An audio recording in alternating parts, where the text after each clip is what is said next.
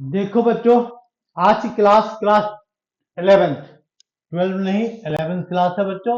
और 11th class में हम क्या पढ़ाएंगे? Geometric progression. और ज्योमेट्रिक प्रोग्रेशन का एक्सरसाइज कितना है? 9.3 एनसीईआरटी है। और इसमें देखो बच्चों क्या करना है, कुछ नहीं, केवल nth टर्म का फॉर्मूला याद रखो। एक फॉर्मूला याद रखना है, कई एक बार हमने बता दिया है, a into r power n minus one, n term summation of n term का फॉर्मूला। तो ये क्या है? a into r power n minus one upon r minus one. Condition क्या है इसका? R greater than one. अगर आर की वैल्यू लेस देन वन है तो इसका वन पहले आ जाएगा, one minus r power n और one upon one minus r. If it has undefined term, ये टर्म क्या है? अनडिफाइंड है। और कंडीशन क्या है इसका? आर की वैल्यू लेस देन वन है। दो कंडीशन है यहाँ पर बच्चों। तो इस कंडीशन में summation of an undefined term जो आएगा a upon one minus r. तो इसी के साथ ही हम नेक्स्ट क्वेश्चन से शुरू करते हैं। 10th क्वेश्चन तक हमने पहले क्लास में बता दिया है। आज हम 11th class 11th number question से स्टार्ट करते हैं बच्चों। तो ये तो लिखा हुआ है 12, लेकिन लिखो यहाँ पर 11। तो देखो इस 11 में क्या करना है बच्चों, हमको फाइंड आउट करना है समीशन। तो समीशन के लिए 10th क्लास में पढ़ा होगा, याद करो। X i summation of x i ऐसा लिखा रहता था। आई की वैल्यू 1 टू n तक की वैल्यू है। It means it is the variable number i. तो therefore first value is x1 plus x2 plus x3। ये वेरिएबल है। ये वेरिएबल कहां तक आएगा बच्चों? तो देखो ये n तक जाएगा। ये इसका लिखने का पैटर्न है, ठीक है। तो जो वेरिएबल n तक जाएगा बच्चों, तो देखो यहां पर हम क्या लिखते हैं? समीशन लिखते हैं। समीशन किसका? 2 प्लस 3 पावर k का समीशन है। 3 पावर k की वैल्यू है, k की वैल्यू 1 से शुरू है और यहाँ पर क्या रहा? इसका 11 तक है। तो इसको हम ऐसे भी लिख सकते हैं, it is a constant number, this one is the constant number and therefore summation of 2। और इसके बाद k की वैल्यू क्या है? यहाँ पर 1 है और 11 तक जा रहा है नंबर। प्लस समीशन ऑफ क्या लिख सकते हैं? 3 पावर k लिख सकते हैं। और k की वैल्यू 1 से वेरिएबल है और 11 तक जाएगा। ये हमने ऐसे लिख दिया तो कोई बात नहीं है। तो देखो ये कहां तक कितने टाइम से लिखा हुआ बच्चों? 11 टाइम्स है। इसका मतलब होता है डायरेक्ट 2 नहीं होता है, 2 इंटू वन से शुरू है और 11 तक है, तो 11 नंबर। 2 इंटू 11, इसका आंसर आ गया 2 इंटू 11। प्लस अब हम दूसरे की बात करते हैं, तो इस नंबर की बात करते हैं। तो यहाँ पर देखो 3 पावर क्या आएगा इसमें? 1, के की वैल्यू 1 प्लस के की वैल्यू 2, 3 पावर 2, के की वैल्यू 3, 3 पावर 3। ये dot dot dot last value कहां तक जाएगा बच्चों? 3 पावर 11 तक जाएगा। और क्या? 3 पावर 11। अब 3 पावर 11 को हमको क्या करना है? समीशन करना है। समीशन किसका हुआ? जीपी का, ज्योमेट्रिक प्रोग्रेशन का समीशन है। तो बहुत आसान काम है इसका। 22 तो पहले लिख दो और प्लस इसमें से बच्चों 3 कॉमन ले लेते हैं। और 3 कॉमन लेने पर क्या जाएगा? यहाँ पर 3 पावर 0 यानी 1 और प्लस 3 पावर 1 प्लस 3 पावर 2, एक पावर रिड्यूस हो जाएगा सब में। तो देयरफॉर 3 पावर 3 और प्लस क्या लिखे यहाँ पर? 3 पावर 11, 10 आ जाएगा यहाँ पर। अब क्या करेंगे? हम जीपी का इसमें फॉर्मूला अप्लाई कर देंगे और कुछ नहीं करना है। जीपी का फॉर्मूला क्या होता है? तो देखो यहाँ पर एक की वैल्यू गिवन है और किसकी वैल्यू गिवन है? ये 22 और प्लस प्लस में क्या लिखेंगे? 3, इसको हमने अलग कर दिया। ये क्या लिखेंगे यहाँ पर? फॉर्मूला, ऐसे इनका फॉर्मूला अप्लाई करेंगे बच्चों। ये फॉर्मूला क्या होता है? A into r power n minus one upon r minus one. मतलब जितने टर्म है उसका पावर। तो टर्म कितने हैं बच्चों? ये टर्म है, देखो ध्यान से, 1 2 3 पावर 11 टर्म है। तो यानी 3 पावर क्या लिखे यहाँ पर? 11 माइनस वन अपॉन क्या लिखे यहाँ पर? 3 माइनस वन, 3 माइनस वन। तो क्या आंसर आ जाएगा बता दो। तो बताना क्या है? 22 आएगा और प्लस 3 इंटू, बाकी इसको सोल्व कर लेना घर पर आराम से बैठ करके। 3 पावर 11 माइनस वन अपॉन 2। अब इसको हम सोल्व कर लेंगे, ये हमारा आंसर आ गया बस। ठीक है ना। अब 3 पावर 11 तो बहुत लंबा नंबर है, यानी इसको क्या करेंगे? इतना ही आंसर छोड़ देंगे, कोई दिक्कत नहीं है। हमारा आंसर आ गया, हो गया, क्वेश्चन सोल्व हो गया बस। और क्या करना है? तो 10th क्वेश्चन हम 11th क्वेश्चन सोल्व कर दिया बच्चों। हम आते हैं क्वेश्चन नंबर 12 पर। ये क्या कहता है जरा इसको ध्यान से देखते हैं। इसमें क्या लिखा हुआ है? Sum of the first 3 term of GP is 39/10, मतलब पहले तीन टर्म का समीशन क्या है, 39/10 है, एंड दियर प्रोडक्ट इज 1, यानी प्रोडक्ट की बात कर रहा है। तो जैसे ही प्रोडक्ट की बात करेगा तो हम थ्री टर्म की बात कर रहा है, टर्म गिवन नहीं है, तो हम क्या करेंगे बच्चों, एक शॉर्टकट मेथड सिखाते हैं। अगर थ्री टर्म गिवन है, देखो ध्यान से, थ्री टर्म गिवन है तो टर्म हम कैसे कंसीडर करेंगे, तो एक टर्म लेंगे ए, इसके पहले का टर्म क्या आएगा, ए बाई आर, और उसके बाद का टर्म क्या आएगा, ए आर, ये हो गया तुम्हारा थ्री टर्म। अगर इनकेस फाइव टर्म गिवन है, फाइव टर्म का प्रोडक्ट गिवन है, तो टर्म कैसे लेना है, तो हमने लिया ए, इसके पहले का टर्म ए बाई आर, इसके बाद का टर्म क्या आएगा, ए के बाद का तो ए आर, और इसके पहले का टर्म क्या आएगा, तो ए बाई आर स्क्वायर, फिर इसके बाद का क्या आएगा, ए आर स्क्वायर। यानी कॉमन डिफरेंस, इसका कॉमन रेशियो जो है यहाँ पर क्या चल रहा है, इसका आर चल रहा है। तो इसका कॉमन रेशियो क्या है, दोनों में आर है। तो यानी यहाँ पर क्वेश्चन में दिया गिवन है, थ्री टर्म गिवन है, तो हम इसको कंसीडर करेंगे। ये ध्यान रखना, हम ऐसे लेते हैं। तो अगर ध्यान रखते हैं और इसको हम ऐसे लेते हैं, तो ये हमारा क्वेश्चन क्या कह रहा है, सम ऑफ थ्री टर्म, तो let term r, let terms क्या हम लेते हैं यहाँ पर, लेट टर्म में एक वैल्यू लेंगे ए बाई आर एंड ए और ए आर, ये हमने तीन टर्म लिया बच्चों। ठीक है, टर्म लेने का मेथड समझ में आया तो ठीक है, नहीं आया तो फिर पूछ लेना, दोबारा है दोबारा बता देंगे हम। तो सबको समझ में आ गया, ठीक है फिर। तो यानी इसका सबका सम ये कर लेते हैं, सम ऑफ फर्स्ट थ्री टर्म 39/10, तो यानी तीनों का सम ले लेते हैं बच्चों।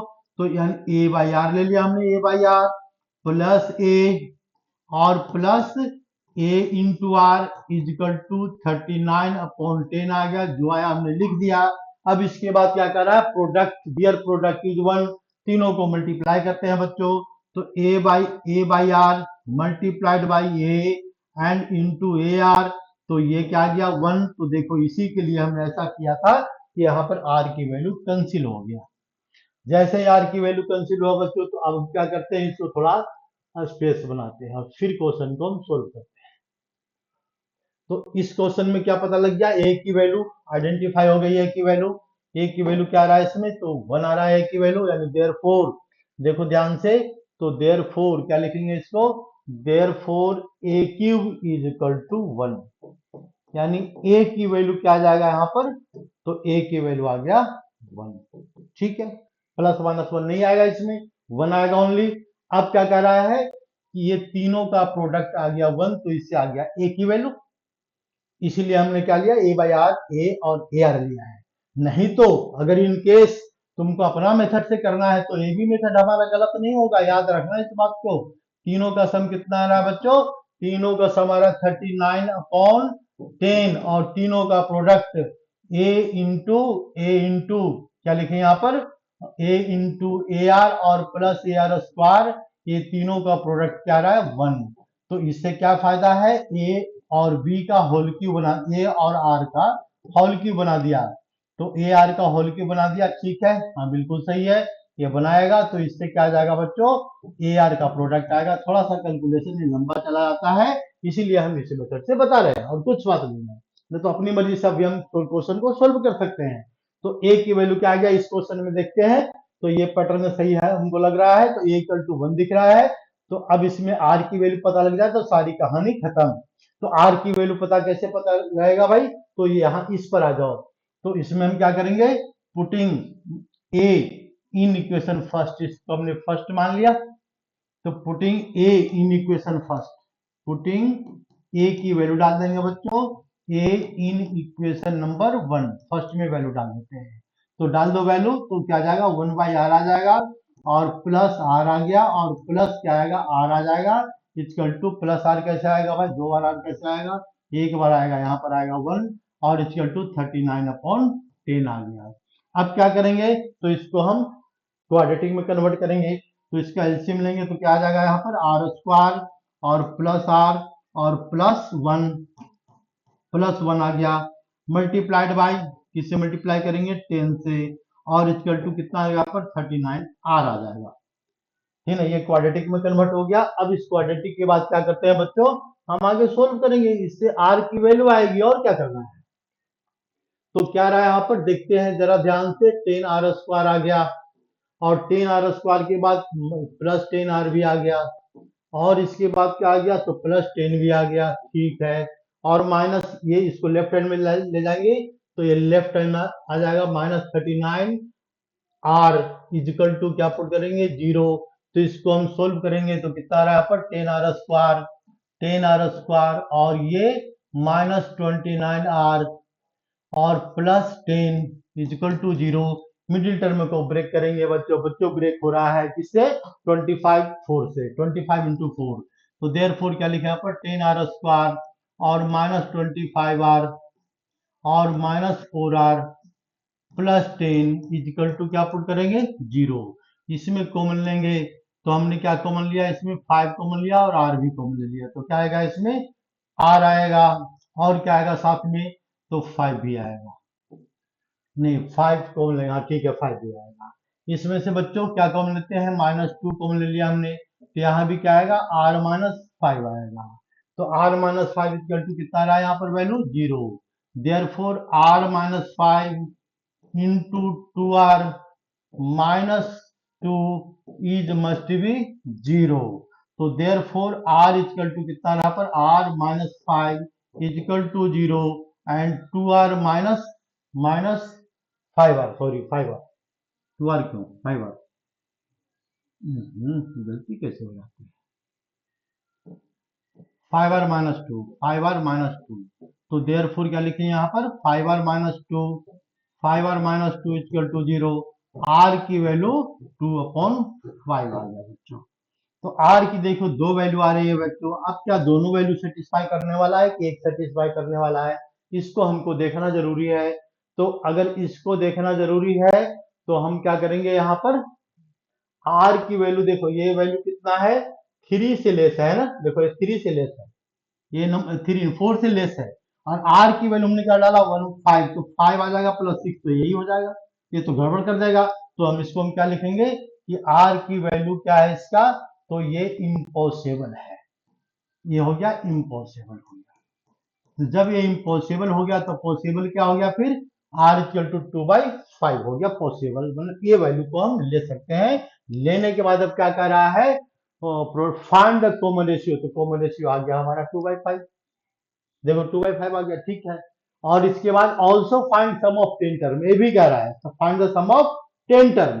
तो हम क्या करेंगे बच्चों, सम ऑफ 10 टर्म का हम फॉर्मूला अप्लाई कर लेते हैं और क्या करेंगे, सम ऑफ 10 टर्म, इसमें a की वैल्यू भी पता है बच्चों 1 और r की वैल्यू भी पता है 2/5, तो हम दोनों को फॉर्मूला को इसमें हम अप्लाई कर देते हैं और हमारा आंसर आ जाएगा। और क्या करना है, सम ऑफ 10 टर्म की वैल्यू फाइंड करना है, ये एक्स्ट्रा क्वेश्चन है, एनसीईआरटी में नहीं गिवन है।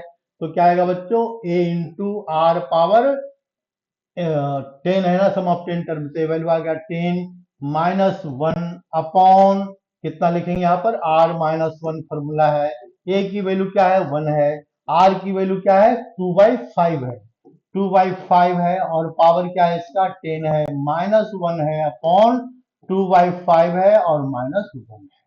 हम क्या करेंगे, अब इसका सॉल्यूशन करना, लेकिन लेस देन 1 है, हमने उल्टा लिख दिया, कोई बात नहीं आंसर सेम आएगा, क्योंकि यहाँ निगेटिव आएगा तो यहाँ भी निगेटिव आ रहा है, कोई बात नहीं पॉजिटिव बना देगा, ठीक ना। इसको हम ऐसे भी लिख सकते हैं 1 माइनस 2/5, 2/5 पावर 10 अपॉन 1 माइनस 2/5। देखो बच्चों ध्यान रखना है इस बात को, इससे कोई कैलकुलेशन में इफेक्ट नहीं पड़ता, लेकिन मार्क्स पूरे लेने के लिए हमको ऐसे लिखना पड़ेगा, ऐसे नहीं लिखना पड़ेगा, बस यही डिफरेंस है बच्चों।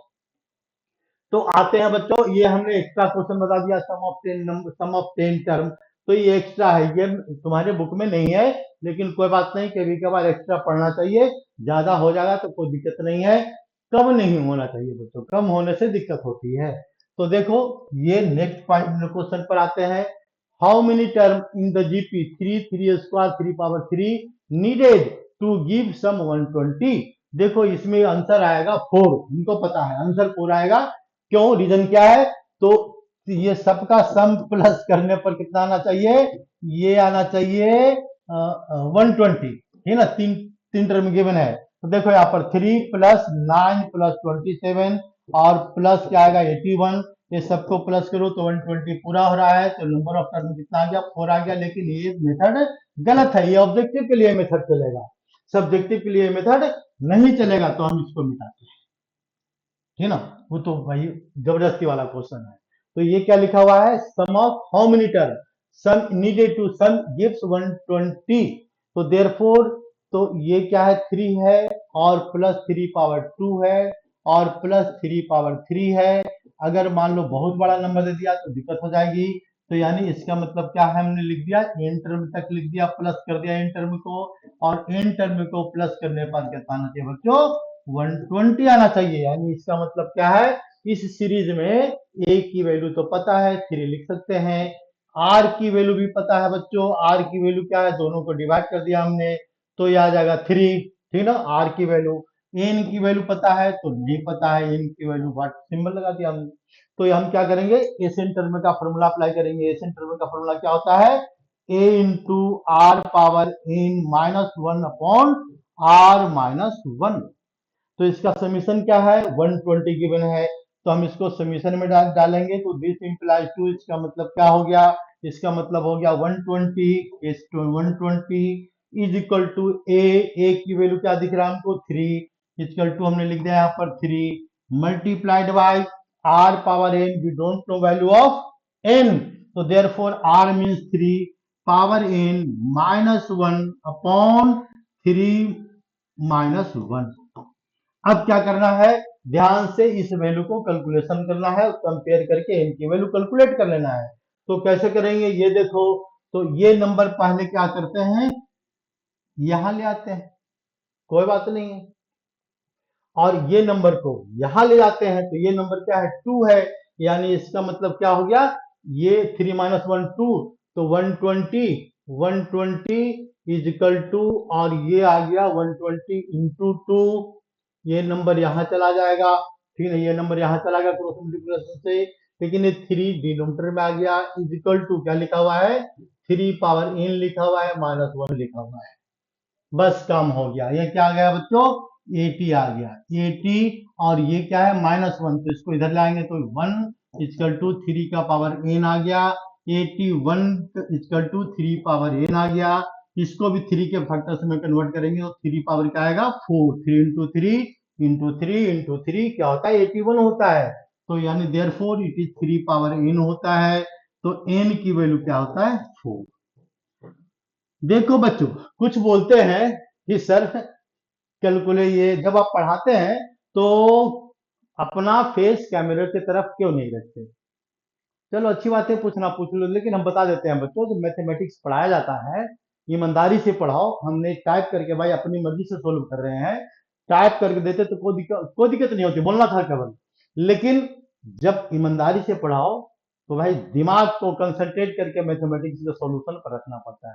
अब तुम लोग भी यही काम करते हैं, ठीक ना, अपने आप इसको सोल्व करके देखना, हम केवल मेथड बता देते हैं, है ना, मेथड बताने के बाद अपने आप सोल्व करके देखना चाहिए।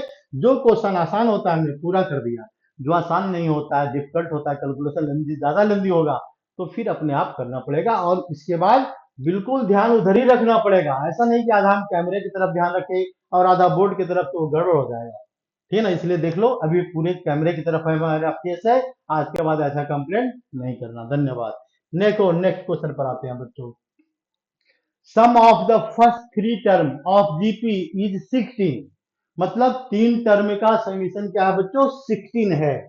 प्रोडक्ट इसकी बात नहीं कर रहा है, केवल सम की बात कर रहा है। And next 3 term is 128, determined first term common ratio SN, ये कुछ हमने एक्स्ट्रा लिख दिया क्वेश्चन में, क्या है डिटरमाइंड फर्स्ट टर्म, बस एक ही वैल्यू फाइंड आउट करना है, ये क्वेश्चन हो गया। तो देखो बच्चों, लेकिन हमने थोड़ा एक्स्ट्रा डाल दिया है ना, बस इतना ही काम किया है। तो अब क्वेश्चन को ध्यान से देखो, यानी इसका मतलब क्या करा, first 3 term A R and A R square, देखो 3 टर्म में लिख दिया, ये तीनों का सम क्या है बच्चों, तो ये 16 है, इसका टर्म हम क्या लिखेंगे 16, ये हो गया फर्स्ट।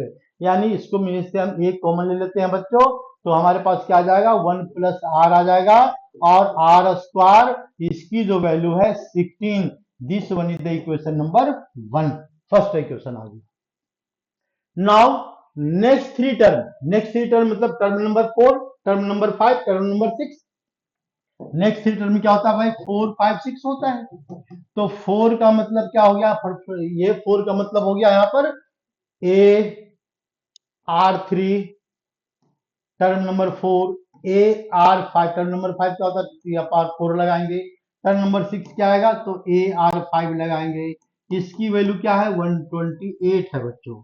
तो इसमें से भी हम क्या कॉमन लेंगे, ए आर क्यूब कॉमन लेते हैं। देखो ए आर क्यूब, तो क्या बचेगा यहाँ पर 1 प्लस आर और प्लस आर स्क्वायर, इसकी वैल्यू क्या है 128 है बच्चों, क्वेश्चन के अकॉर्डिंग। ठीक है ना।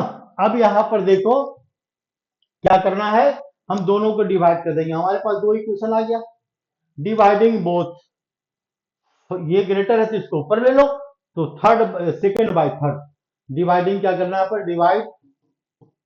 डिवाइड थर्ड को किससे डिवाइड करना है बच्चों, सेकंड से। तो डिवाइड करने का मतलब है दोनों इक्वेशन को लिखेंगे, एक को ऊपर एक को नीचे, तो चलो इसको ऊपर लिख देते हैं। तो क्या रहा यहाँ पर ए आर क्यू आ रहा है, यहाँ पर देखो ए आर क्यू और 1 प्लस आर स्क्वायर हमने न्यूमरेटर में लिख दिया, इक्वल टू क्या बता रहा है 128 बता रहा है। डिवाइडेड बाय किससे डिवाइड करेंगे बच्चों, तो divided by a into 1 plus r square, और ये वैल्यू क्या है इसका, तो ये वैल्यू 16। तो देखो काम हो गया, ये टर्म इससे पूरा पूरा कैंसिल, ए से ए कैंसिल, ये वाला भी कैंसिल हो गया। तो आर क्यू की वैल्यू क्या है बच्चों, आर क्यू की वैल्यू क्या दिख रहा है, तो आर क्यू की वैल्यू 8 दिख रहा है। तो आर की वैल्यू क्या आ जाएगा, 2 पावर 3 मतलब 2 आ जाएगा। कैसे आएगा ये मत पूछना फिर, लेकिन चलो बताते हैं। R cube equal to 2 power 3 लिख सकते हैं, 8 को दोनों पावर को कंपेयर करेंगे तो आर की वैल्यू क्या आ गया बच्चों, 2 आ गया। अब क्या करना है, कॉमन रेशियो देखो, एक आंसर तो आ गया। ठीक है, अब क्या करना है, find first term. First term मतलब ए की वैल्यू, तो ए की वैल्यू मतलब इसको आर की वैल्यू को इक्वेशन फर्स्ट में डाल देंगे। तो क्या लिखेंगे, putting r equation first, putting are in equation number 1 first में डाल देंगे। जैसे ही हम फर्स्ट में डालेंगे तो देखो अब इसका कैलकुलेशन क्या बता रहा है। तो फर्स्ट में डालने पर क्या आ जाएगा इसका आंसर, तो इसका आंसर लिख रहे हैं हम जरा, क्या रहा है यहाँ पर, तो ये आ गया इसका a means a, we have to find the value of a into r, r की वैल्यू क्या बच्चों 2 है, तो 1 प्लस आर की वैल्यू क्या डालना है 2, और प्लस क्या डालेंगे 2 स्क्वायर 4, और इजिकल टू ये क्या बता रहा है 16। तो देखो ए की वैल्यू कितना आ रहा है, ए इंटू 4 5 7 4 6 7 आ रहा है, 4 ठीक है 4 2 7 आ रहा है, इंटू 7 इजिकल टू क्या आ रहा है 16। तो therefore a is equal to 17 upon 7। एक की वैल्यू आ गया। अब इसके बाद एक क्वेश्चन और हमने इंट्रोड्यूस कर दिया था इसमें, क्या sum of n term, sum of 10 term, sum of 20 term, जो भी रहेगा बच्चों, ये क्या है तुम्हारा एनसीईआरटी का आंसर, तो तुम्हारा यहां तक आ गया, बुक का आंसर आ गया बच्चों। ठीक है ना। अगर ये इसके बाद आगे क्वेश्चन बढ़ा दिया, sum of 30 term, sum of 100 term, कोई बात नहीं है, तो तुम भी वही काम करना, फॉर्मूला अप्लाई कर देना, ए इंटू आर पावर एन और -1 अपॉन आर -1, ये आएगा ना। इंट अगर n टर्म है तो n लगा देंगे, और 100 टर्म है तो यहां पर हम इसको 100 ले लेंगे, काम हो गया। बाकी उसको सोल्व कर लेंगे जितना सोल्व हो सकता है। तो हम आते हैं बच्चों नेक्स्ट क्वेश्चन पर। नेक्स्ट क्वेश्चन क्या कर रहा है जरा देखो, given AGP with first term is 729 and second term is 64. Determine the seventh term S7. We have to find the summation of S7. Seventh term का summation find करना है. And second question is we have to find the value of 28 28 term. दो question है यहाँ पर, तो दो question को सोल्व कैसे करेंगे, तो सबसे पहले जो गिवन इंफॉर्मेशन उसको लिखो। तो ए की वैल्यू क्या दिख रहा है हमको 729 दिख रहा है, लिख दिया हमने 729 ए की वैल्यू। फिर क्या दिख रहा है सेवेंथ टर्म, सेवेंथ टर्म मतलब A7, देखो ऐसे 7 लिखेंगे, इजिकल टू क्या दिख रहा है इसका 64 दिख रहा है 64। और कुछ है इसमें, तो S7 तो हमको कैलकुलेट करना है बच्चों, S7 देखो ये वैल्यू हमको फाइंड आउट करना है। और क्या फाइंड करना है A20, तो पहले क्या करना है क्वेश्चन को ध्यान से पढ़ना है और इसके बाद तब सॉल्यूशन में लगना है। ऐसा नहीं क्वेश्चन को आधा अधूरा पढ़ा और क्वेश्चन में लग गए तो क्वेश्चन सोल्व नहीं होने वाला है, सोल्व हो गया तो गलत हो जाएगा। ठीक है ना। तो देखो हमने लिख दिया। अब देखो हम यहाँ से स्टार्ट करते हैं बच्चों, ये 7 से। तो अकॉर्डिंग टू क्वेश्चन देखो हम यहाँ से शुरू करते हैं। A7, अगर A7 का मतलब क्या हो गया, a r power 6 equal to 64 लिख सकते हैं, कोई दिक्कत नहीं है। हाँ बिल्कुल लिख सकते हैं। A7 की ए की वैल्यू डाल देते हैं, तो ए की वैल्यू कितना है यहाँ पर 729 है। 729 इंटू आर पावर 6 लिख दिया हमने, इक्वल टू 64 लिख दिया, कोई दिक्कत नहीं है। आर पावर 6 की वैल्यू क्या आ जाएगी इसमें, r power 6 equal to 64 upon 729। ये नंबर पावर में है तो इसको भी पावर में कन्वर्ट करना पड़ेगा। तो पावर में कन्वर्ट करने के लिए फैक्टराइजेशन का मेथड अप्लाई करो, तो पूरा तो नहीं समझाएंगे, लेकिन 2 का पावर 3 आ जाएगा और पावर क्या आ गया बच्चों 6 आ गया। तो आर की वैल्यू क्या आ गई इसमें, आर की वैल्यू आ रहा है पर 2/3, ये हो गया आर की वैल्यू। अब हमको क्या फाइंड करना है, सम ऑफ 7 टर्म। तो सम ऑफ 7 टर्म क्या आएगा, तो हम फिर फॉर्मूला अप्लाई करेंगे। S7 क्या होता है फॉर्मूला, बहुत बार समझाया हमने। ए तो पहले क्या लिखते हैं यहाँ पर, ए इंटू 1 आर पावर, आर की वैल्यू 1/3 2/3 है, तो 1 माइनस आर पावर क्या लिखेंगे यहाँ पर 7 डिवाइडेड बाय 1 माइनस आर। बस इसी में फिर वैल्यू को पुट करते चले जाओ। तो ए की वैल्यू क्या है बच्चों 729 है। 1 माइनस आर की वैल्यू क्या है, तो 2/3 है। पावर क्या है इसका 7 है, और इसके बाद क्या है, तो 1 माइनस 2/3 है। तो क्या करेंगे, इसको एलसीएम लेंगे तो नीचे आ जाएगा 1/3, तो 3 ऊपर चला जाएगा, यानी देयरफॉर 729 आ गया यहाँ पर, और इंटू 3 डायरेक्ट लिख रहे हैं, 3 ऊपर चला गया। और एलसीएम लेने के बाद जो नंबर आएगा यहाँ पर क्या आएगा 3 माइनस 2 1 आ जाएगा, तो इतनी आ गया 1 मल्टीप्लाइड बाय, किससे मल्टीप्लाई करेंगे, तो इसको लिख दो यहाँ पर 1 माइनस 2/3 और पावर 7। अब पूरा सोल्यूशन करने के बाद तब आंसर आएगा, नहीं तो इतना आंसर भी ठीक है, कोई दिक्कत नहीं है। ये क्या हो गया बच्चों, ये 7 की वैल्यू। अब इसी तरह से हमको क्या फाइंड करना है, ये 20 की वैल्यू। तो ये 20 मतलब टर्म नंबर 20 की वैल्यू बताओ, यही पूछा ना ये 20। तो हम क्या करेंगे, इसी को फिर से फॉर्मूला अप्लाई कर देते हैं। ये 20 का मतलब हो गया यहाँ पर A20 मतलब हो गया a इंटू आर पावर 19। तो क्या करेंगे, ए की वैल्यू 729 पुट कर देंगे, आर की वैल्यू 2/3 पुट कर देंगे, पावर क्या कर देंगे 19। अब इसका सोल्यूशन तो काफी लंबा पड़ जाएगा बच्चों, तो इसको हम यहीं पर छोड़ देंगे, कोई बात नहीं है। ठीक है, ये तुम्हारा आंसर आ गया, कोई दिक्कत नहीं है यहाँ भी।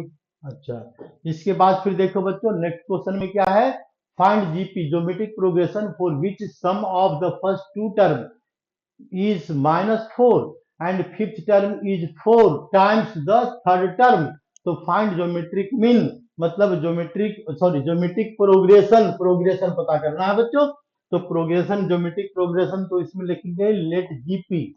जीपी क्या है, ज्योमेट्रिक प्रोग्रेशन होता है क्या है बच्चों, ए होता है, ए होता है, ए आर होता है, ए आर स्क्वायर होता है, ए आर स्क्वायर होता है, ए आर क्या होता है 3 होता है पावर, ये dot dot dot last value क्या लिखेंगे a into r power n minus 1। ये बच्चों हमने nth टर्म लिख दिया और कुछ नहीं किया, क्या लिखा हमने nth टर्म, ये पूरा सीरीज को लिख दिया हमने। तो अब क्वेश्चन पर आते हैं। क्वेश्चन में क्या लिखा हुआ, first term 2 times first term first two term, sum of the first two term, मतलब फर्स्ट टू टर्म मतलब ए पहला नंबर का टर्म और प्लस सेकंड नंबर का टर्म, दोनों को प्लस करने पर क्या रहा बच्चों, तो ये आ रहा है -4। प्यार से इसको लिख देंगे। तो फर्स्ट टर्म क्या होता है, तो फर्स्ट टर्म होता है ए, सेकंड टर्म क्या होता है, तो ए आर, यानी दोनों को प्लस करने पर क्या रहा है -4 आ गया। तो इसमें एक कॉमन ले लेते हैं, कोई बात नहीं है, तो 1 प्लस आर आ जाएगा बच्चों, और इसकी वैल्यू क्या है -4 है, और इसको हमने क्या कंसीडर कर लिया इक्वेशन नंबर 1। बस पहली बात आ गई। इसके बाद क्या लिखा हुआ है, fifth term is 4 times of the third term, means fifth term मतलब टर्म नंबर 5 की जो वैल्यू है कितने टाइम्स है, 4 टाइम्स ऑफ टर्म नंबर 4 है बच्चों। ये क्वेश्चन के अकॉर्डिंग हमने ऐसा लिख दिया। तो देखो जरा ध्यान से, अब इसको हम सोल्व करेंगे तो हम क्या लिख सकते हैं, यहाँ पर लिख देते हैं, तो इसको क्या लिखेंगे, टर्म नंबर 4 मीन्स ए आर पावर 4, ए आर पावर 4। देखो टर्म नंबर 5 लिख दिया हमने, ए आर पावर 4 लिख दिया, 4 टाइम्स ऑफ ए 4, मतलब term number 4 times of A, term number 4 means term number 4 कितना आ रहा है, ए आर 3 आ रहा है, ये क्वेश्चन में कह रहा है। आर और ए की वैल्यू नहीं पता, लेकिन ये पता तो लग गया भाई, इसमें से देखो एक कैंसिल हो रहा है, कौन सा कैंसिल हो रहा है, तो यहाँ पर मल्टीप्लाई में है, तो हम क्या लिखेंगे यहाँ पर, r power 4 is equal to 4 times of r 3 लिख सकते हैं प्यार से, कोई दिक्कत नहीं है, लिख दिया हमने।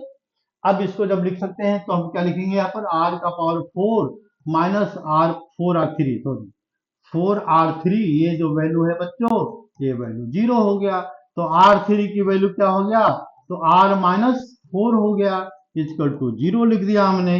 तो r की वैल्यू क्या है, या तो 0 है r की वैल्यू, या r की वैल्यू क्या है बच्चों, 4 है। दो कंडीशन क्रिएट हो रहा है।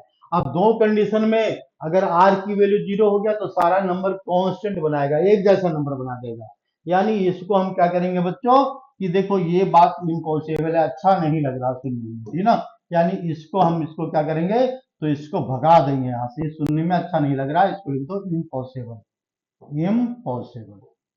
तो पॉसिबल क्या है बच्चों, तो पॉसिबल है आर की वैल्यू 4, देयरफॉर क्या लिखेंगे, आर की वैल्यू क्या आ गया बच्चों, 4 आ गया, ये पॉसिबल है। तो पॉसिबल है तो हमको क्या पता करना है, ए की वैल्यू, आर तो पता लग गया, तो putting are in equation first, putting r, r की वैल्यू डाल देंगे बच्चों, r in equation number 1 first में डाल देते हैं, तो देखो क्या आ जाएगा इसमें, ए इंटू 1 प्लस आर है इक्वेशन नंबर 1 में, तो 1 प्लस 4 आ जाएगा, इज इक्वल टू क्या बता रहा है बच्चों, -4, तो -4 लिख देते हैं। तो अब इसको सोल्व करेंगे तो ए की वैल्यू कितना रहा है, -4/5, ये हो गया तुम्हारा आर की वैल्यू। अब क्या कह रहा है, फाइंड जीपी, अच्छा फाइंड जीपी कह रहा है, ठीक है ना, तो जीपी फाइंड आउट करते हैं लोग, अब कोई बात नहीं है, जीपी जो कह रहा है वही करेंगे, इसी की बात मानेंगे यार, इसी क्वेश्चन का हम लोग गुलाम है, क्वेश्चन का है तो गुलाम है, इसी की बात मानो। तो क्या कह रहा है यहाँ पर, ए की वैल्यू, ए क्या है, देयर फोर जीपी, अब आ जाओ जीपी पर, देयर फोर जीपी मतलब ज्योमेट्रिक प्रोग्रेशन क्या है यहाँ पर, ज्योमेट्रिक प्रोग्रेशन है, पहला टर्म क्या है इसका, ए है, ए की वैल्यू क्या कैलकुलेट किया हमने, तो ए की वैल्यू -4/5 लिख दिया हमने। सेकेंड टर्म क्या है, ए आर है, ए की वैल्यू क्या है, तो -4/5 है, और आर की वैल्यू क्या है, तो आर की वैल्यू क्या है, 4 है। ये इम्पॉसिबल था, ये तो पॉसिबल है ना, आर की वैल्यू 4 है, तो ये 4 है, ये आर आ गया, ठीक है ना, ये वाला क्या है बच्चों, इम्पॉसिबल है, ध्यान रखना। अब इसके बाद हम दिमाग लगाते हैं तीसरे टर्म पर, तो तीसरे टर्म क्या है यहाँ पर, ए आर स्क्वायर है, ए की वैल्यू क्या है, -4/5 है, और आर की वैल्यू क्या है, तो 4 है, तो 4 का क्या लिखेंगे, स्क्वायर करेंगे, इस तरह से लिखते चले जाएंगे, जीपी आ जाएगा हमारा, बाकी कैलकुलेशन करना तुम लोग का काम है, मेरा काम खत्म हो गया। बस यही कह रहा है क्वेश्चन में, ध्यान से देख लो और कुछ नहीं है, बस प्यार से स्टेप बाय स्टेप सोल्यूशन करते जाओ, अपने आप समझ में आएगा, जिस तरह से क्लास में बैठ के पढ़ते हो लिखते हो, इसमें भी साथ में लिखो, तब आएगा समझ में। तो आते हैं बच्चों, हम क्वेश्चन नंबर 70 पर पहुंच गए हैं। तो इसमें क्या लिखा हुआ है, if the 4th 10th and 16th term of GP, 16th term of GP, ये क्या होगा बच्चों, टर्म होगा, term of GP are x y z respectively, मतलब अगर क्वेश्चन की बात करें तो ये क्या कर रहा है क्वेश्चन में, ये कह रहा है यहाँ पर कि फोर्थ टर्म की वैल्यू क्या बता रहा है यहाँ पर बच्चों, फोर्थ टर्म की वैल्यू एक्स है, और क्या है, 10th टर्म की वैल्यू क्या है बच्चों, ये वैल्यू यहाँ पर वाई है, और क्या है बच्चों 16 टर्म की वैल्यू क्या है, जेड है। इसका मतलब क्या हुआ, इसका मतलब यही हुआ है ना, देखो ये है 4 टर्म है, तो ए आर 3 हो गया, यहाँ पर ए आर 3 की वैल्यू क्या है बच्चों, एक्स है, और क्या है 10 टर्म मतलब ए आर 9 है, इसकी वैल्यू क्या है, वाई है, और इसके बाद ए आर पावर 15 है, इसकी वैल्यू जेड है। तो क्वेश्चन सोल्व करने से पहले एक लाइन बीच में लिख देना, क्या लिखना है यहाँ पर, कि let first term first term हमने क्या मान लिया बच्चों, ए मान लिया equal to a and common ratio, common common ratio क्या लिखेंगे बच्चों, कॉमन रेशियो की वैल्यू को आर लिख दिया हमने। तब क्वेश्चन को आगे सोल्व कर लेते हैं। अब देखो ऐसे तो ये हमने इसका क्वेश्चन बता दिया है। अब हमको क्या करना है, प्रूफ करना है क्या, x y z in form of GP. तो टू प्रूफ क्या करना है बच्चों, टू प्रूफ के लिए है हमारा टू प्रूफ के लिए है एक्स एक्स अपॉन ये वाई अपॉन एक्स, यानी डायरेक्ट लिख देते हैं y square equal to x into z. Reason क्या है डायरेक्ट लिखने का भाई, ये जीपी में प्रूफ करना है। जीपी में मतलब सेकंड को फर्स्ट के डिवाइड करेंगे equal to z upon y, तो क्या जाएगा y square equal to x z, हमको प्रूफ करना है। तो प्रूफ करने के लिए देखो ये हमारा टू प्रूफ आ गया। अब क्या करेंगे बच्चों, एक बार एलएचएस लेते हैं और इसको आरएचएस में बदलने का कोशिश करते हैं। तो हमने ले लिया यहाँ पर देखो एलएचएस, एलएचएस में क्या लिखा हुआ है बच्चों, वाई स्क्वायर गिवन है। वाई स्क्वायर एक्चुअली है क्या, तो वाई स्क्वायर है ए पावर 9 है। तो ए आर पावर क्या आ जाएगा, इसका 9 आ जाएगा, और इसको हमने क्या कर दिया, स्क्वायर पावर 2 कर दिया। तो ये क्या आ जाएगा इसमें, ए स्क्वायर और इंटू आर पावर क्या आ जाएगा यहाँ पर 18। तो इसको हमको किस में कन्वर्ट करना है, एक्स इंटू वाई, एक्स की वैल्यू क्या है भाई, तो ए आर 3। तो यहां से देखो ए स्क्वायर है, हमने क्या लिख दिया इसमें, ए आर 3 लिख दिया। और बाकी जो बचेगा यहाँ पर आर स्क्वायर था, ए हमने अलग, ए स्क्वायर था, आर ए की वैल्यू को हमने अलग लिख दिया। तो बचा क्या, ए आर पावर, ये आ गया यहाँ पर 15। तो देखो ध्यान से, ये वैल्यू क्या है, एक्स है, और ये वैल्यू क्या है, तो जेड है। तो हमारा आ क्या गया, y square equal to x z. ये प्रूव्ड हो गया है, प्रूव्ड। बस बात खत्म करो इसको, ठीक है। ये तुम्हारा सॉल्यूशन बता दिया इस क्वेश्चन का। यानी ध्यान से करने पर कोई ज्यादा दिमाग नहीं लगता। अब कुछ गलती कर देगा तो उसमें हम कुछ नहीं कर सकते। तो हम कुछ नहीं कर सकते तो हम तो अभी समझा सकते हैं, इतनी पावर तो है मेरे पास। ये क्या लिखा हुआ है, sum of the product of corresponding term. देखो मीनिंग समझो इसका, सम ऑफ मतलब सम करना है, प्लस करना है किसका, क्रोस्पोंडिंग टर्म का प्रोडक्ट। यानी क्रोस्पोंडिंग टर्म मतलब फर्स्ट को फर्स्ट से मल्टीप्लाई करेंगे, सेकंड को सेकंड से मल्टीप्लाई करेंगे, थर्ड को थर्ड से मल्टीप्लाई करेंगे, और मल्टीप्लीकेशन के बाद जो जो टर्म आएगा उस सबका सम बताना है ऑफ द सीक्वेंस, जो सीक्वेंस दिया हुआ है। तो सबसे पहले बच्चों ये दिमाग लगाओ कि सीक्वेंस किसका है, पहले तो देखो, तो अच्छी बात है। नहीं देखेंगे तभी अच्छी बात है, कि नहीं देखेंगे तो क्या करेंगे, हम सीधा मल्टीप्लाई। ऐसा हमको तो पता है कि जीपी है, दोनों जीपी है, ठीक है ना। लेकिन हम क्या करेंगे, क्वेश्चन के अकॉर्डिंग हमको पता करना है सम किसका, क्रोस्पोंडिंग टर्म का प्रोडक्ट। मतलब 2 को मल्टीप्लाई करना है बच्चों किससे, 128 से। ये वैल्यू जो आएगा तो वैल्यू लेंगे प्लस, सेकेंड टर्म को वैल्यू मल्टीप्लाई करेंगे किससे, 32 से, प्लस 8 को मल्टीप्लाई करेंगे किससे, तो 8 को मल्टीप्लाई करेंगे 8 से, 8 को मल्टीप्लाई करो 8 से, ठीक है। प्लस 16 को मल्टीप्लाई करेंगे किससे, तो यार मल्टीप्लाई करेंगे इसमें 16 को 2 से, ठीक है। प्लस 32 को मल्टीप्लाई करेंगे किससे, 1/2 से। और ये जो सीरीज है ये सबका समीशन। तो अब ऐसा मत करने लग जाना कि इसको सॉल्यूशन कर लेना मैनुअल मेथड, वो वाला मेथड अप्लाई मत करना, अपना कॉमन सेंस लगाना बच्चों। तो इसमें नंबर ऑफ टर्म क्या, अब ये जो सीक्वेंस बना तो सीक्वेंस कैसा है, तो ये पहले पता कर लो। तो एक रूल हमने बताया था, प्रॉपर्टी बताया था, याद करो कि if two sequence in A form of GP, उस जीपी में हम क्या करेंगे, दो सीक्वेंस है जीपी का है दोनों, और दोनों को क्रोस्पोंडिंग टर्म मल्टीप्लाई करेंगे तो जीपी में ही रहेगा, डिवाइड करेंगे तो जीपी में ही रहेगा, एडिशन नहीं करना है। तो ये क्या करेंगे, हमने मल्टीप्लाई किया है बच्चों। तो देखो यहां पर इस क्वेश्चन में हम क्या करते हैं, ए की वैल्यू पता करते हैं। ए की वैल्यू क्या है बच्चों, तो 256 हमको बिल्कुल साफ दिख रहा है, पहला टर्म 256 है। अब कॉमन रेशियो क्या दिख रहा है इसका, तो कॉमन रेशियो के लिए क्या करो, सेकंड टर्म को फर्स्ट टर्म से डिवाइड कर दो।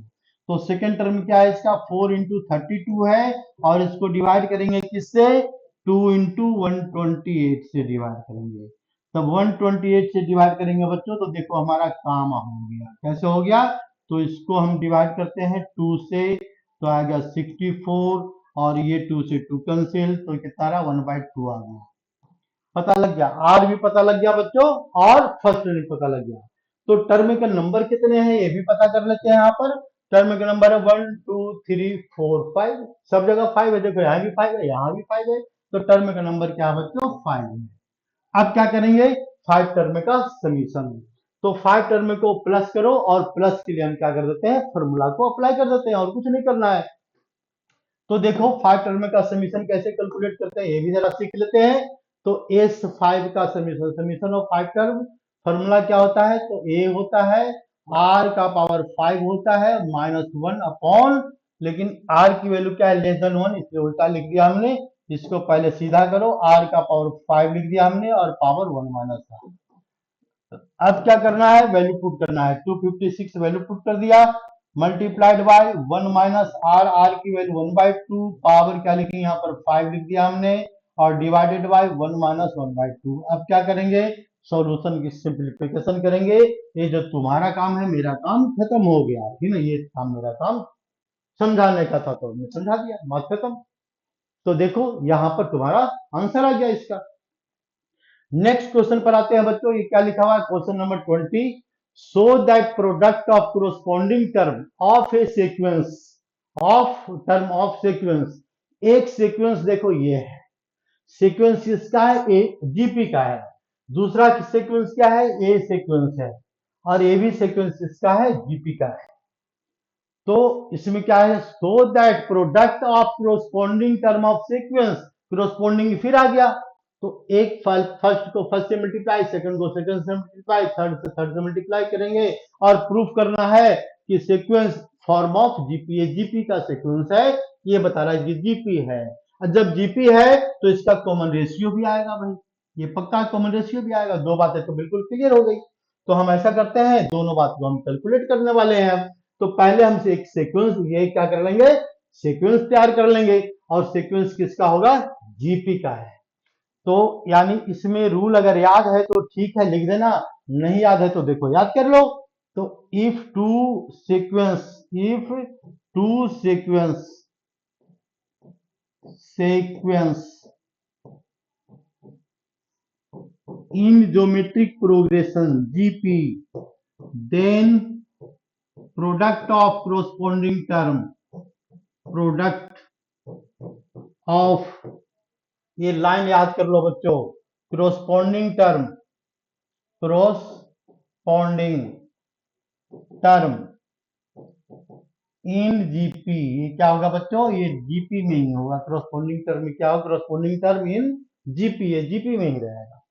तो यानी इसके हम लोग दोनों कोरस्पॉन्डिंग टर्म को मल्टीप्लाई करें तो इसका मतलब जीपी आ गया, ये भी बात बिल्कुल क्लियर हो गई। अब क्या करना है, तो इसको क्या करना है अब, तो कुछ नहीं, बस दिमाग लगाओ। यहाँ पर दिमाग कैसे लगाते हैं ये देख लो। हम इसका क्या पता करते हैं, टर्म पता करते हैं। तो फर्स्ट टर्म में आ जाएगा ए, इसके बाद क्या आएगा बच्चों, ए, फर्स्ट टर्म को फर्स्ट टर्म से मल्टीप्लाई किया। सेकंड टर्म लेते हैं तो ए आर, ए आर, इसका सेकंड टर्म लेते हैं तो ए कैपिटल आर, ठीक है। थर्ड टर्म लेते हैं तो ए आर स्क्वायर, तो इसकी वैल्यू क्या लेंगे, A R square, capital A R square, दूसरा टर्म, दोनों को हमने देखो साथ साथ मल्टीप्लाई करते जा रहे हैं। एक टर्म और ले लेते हैं बच्चों, तो ये क्या लिख देते हैं यहाँ पर, ए आर क्यूब, तो यहाँ पर क्या आएगा, ए आर क्यूब आएगा। तो ऐसा करो, जब यहाँ तक लिख दिया तो हम एक डॉट डॉट डॉट, हम लास्ट टर्म लिख देते हैं। लास्ट टर्म में एन की वैल्यू क्या है इसका, एन की वैल्यू आ जाएगा यहाँ पर a r power n minus 1, और क्या आएगा बच्चों, r power n minus 1, n minus 1 multiplied by, किससे मल्टीप्लाई करेंगे, a into r power n minus 1, ठीक है, लिख दिया हमने। ये तुम्हारा आ गया नया सीक्वेंस। एंड अब ये नया सीक्वेंस क्या है, एपी है, जीपी है बच्चों। तो हम इसमें क्या करेंगे, ये कॉमन रेशियो पता करेंगे, ये होगा ना कॉमन रेशियो। कॉमन रेशियो में क्या करेंगे, सेकंड टर्म को हम बच्चों फर्स्ट टर्म से डिवाइड करेंगे, तो सेकंड टर्म में क्या है इसका, तो देखो आई से आर की वैल्यू आएगी। सेकंड टर्म क्या है इसका, ए इंटू आर और ए इंटू आर। सेकेंड टर्म ले लिया हमने divided by first term. First term क्या है इसका, ए इंटू ए, यानी ये ए से ए कंसिल या स्मॉल से स्मॉल ए कंसिल, तो बच क्या गया यहाँ पर आर इंटू कैपिटल आर, यानी इसका मतलब ये टर्म बच रहा है इसका आर इंटू कैपिटल आर। ये आ गया आर, लेकिन अभी तो कंफर्म नहीं हुआ है कि जीपी है। कंफर्म कब होंगे बच्चों, फिर एक बार और आर कैलकुलेट करेंगे। अब आर बार कहीं और से लेंगे, कहा जहां मर्जी वहां ले लो। इसमें हम क्या करते हैं, तो टर्म नंबर 5 को टर्म नंबर 4 से डिवाइड करते हैं। तो टर्म नंबर 5 क्या है बच्चों, तो 1 2 3 4 5 यहां पर आएगा, और टर्म नंबर 4 1 2 3 4 टर्म नंबर 5 यहां पर आएगा। ठीक है, तो क्या आएगा इसका, small A r power 4 into capital A r power 4, ये हो गया फोर्थ टर्म इस सीरीज का, डिवाइडेड बाय किससे डिवाइड करेंगे, फिफ्थ टर्म हो गया। तो फोर्थ टर्म से डिवाइड करना है, तो क्या लिखेंगे यहाँ पर ए, ये लिखो यहाँ पर a r power 3, A r power 3 multiplied by capital A capital R power 3। अब इसको हम डिवाइड करेंगे बच्चों, तो ए से ए कैंसिल, कैपिटल ए से कैपिटल कैंसिल, तो बचा क्या, आर इंटू कैपिटल आर बच गया, है ना। तो ये दोनों वैल्यू क्या है, सेम है, तो therefore it is in form of GP, मतलब इसका जीपी में ही आएगा। और कॉमन रेशियो क्या आएगा, तो common ratio r into r आ जाएगा, बस दोनों का जो प्रोडक्ट है वही आएगा कॉमन रेशियो। ठीक है ना, ये ध्यान रखना। ऐसा हम इसको शॉर्टकट भी कर सकते हैं क्या, एक लाइन याद रखो, वही लाइन जो हमने पढ़ाया क्या, two sequence in GP then product of the corresponding term in GP, ये बात तो बिल्कुल क्लियर है। और कॉमन रेशियो क्या होता है, तो इसके बाद लिखते हैं and see r means common ratio is all, मतलब आर इंटू आर, मतलब दोनों को मल्टीप्लीकेशन के इक्वल होता है। पहले का कॉमन रेशियो दूसरे कॉमन रेशियो को मल्टीप्लीकेशन के इक्वल आएगा। बिल्कुल क्लियर है, इसलिए एक लाइन में क्वेश्चन को सोल्व कर सकते हैं। और ये ऑब्जेक्टिव को सोल्व करना होगा तो इसी मेथड को फॉलो करना पड़ेगा, इस मेथड में तो काफी लंबा हो जाएगा। तो देखो बच्चों, इसी बात पर हम आते हैं क्वेश्चन नंबर 21 पर। क्या लिखा हुआ है, find r, find four number forming GP, चार नंबर जो जीपी बना रहा है, फाइंड फोर नंबर, चार नंबर फाइंड करना है, in which third term greater than the first term by 9। तो सबसे पहले ऐसे क्वेश्चन को ध्यान से पढ़कर, इसका मतलब जीपी का क्वेश्चन है, तो इसमें ये लाइन तो लिख ही देना कम से कम, let first term equal to a लिख देना है यहाँ पर, and common ratio, and common ratio, common ratio क्या आएगा बच्चों, कॉमन रेशियो आ जाएगा इसका आर। दो बातें तो लिख ही देंगे। अब क्या कह रहा है, in which third term greater than the first term by 9, यानी थर्ड टर्म, टर्म नंबर 3 जो है, ये ग्रेटर है किससे, फर्स्ट टर्म से बाय 9। तो फर्स्ट टर्म मतलब क्या होता है, ए होता है, और बाय 9 यानी 9 इसमें प्लस कर देंगे तो दोनों वैल्यू सेम हो जाएगी। ये बात तो बिल्कुल क्लियर लग रहा है पहली लाइन से। अब क्या करेंगे बच्चों, तो हम ए आर थ्री की वैल्यू पता करते हैं। तो क्या रहा इसमें a r three, a r two आ जाएगा, ए एक लेफ्ट हैंड में लाएंगे, minus a is equal to 9, this one equation number first, इसको फर्स्ट मान लेते हैं, काम यहीं पर इसको छोड़ देते हैं। And second term greater than the first term bye 18, तो सेकेंड टर्म जो है ग्रेटर है, किससे ग्रेटर है, फोर्थ टर्म से। फोर्थ टर्म इधर आएगा, कितना ग्रेटर है, तो बाई 18, तो ऐसे लिख दिया हमने, कोई बात नहीं है। अब ए सेकंड टर्म मतलब क्या हो गया बच्चों, ए आर हो गया, और इक्वल टू क्या लिखेंगे यहाँ पर, ए आर थ्री लिखेंगे, इस प्लस क्या लिखेंगे, 18 लिखेंगे। तो इसको लेफ्ट हैंड में ले आते हैं, तो a r minus a r power 3 equal to क्या आएगा बच्चों, 18 आ जाएगा। तो ऐसा करते हैं, इसमें ए कॉमन लेते हैं और आर भी कॉमन लेते हैं, तो क्या बचेगा, 1 minus r square equal to क्या आएगा बच्चों, 18, इक्वेशन नंबर क्या आ गया, सेकंड आ गया। अब क्या करना है, देखो ऐसे क्वेश्चन हमने बता दिया है, ठीक है ना।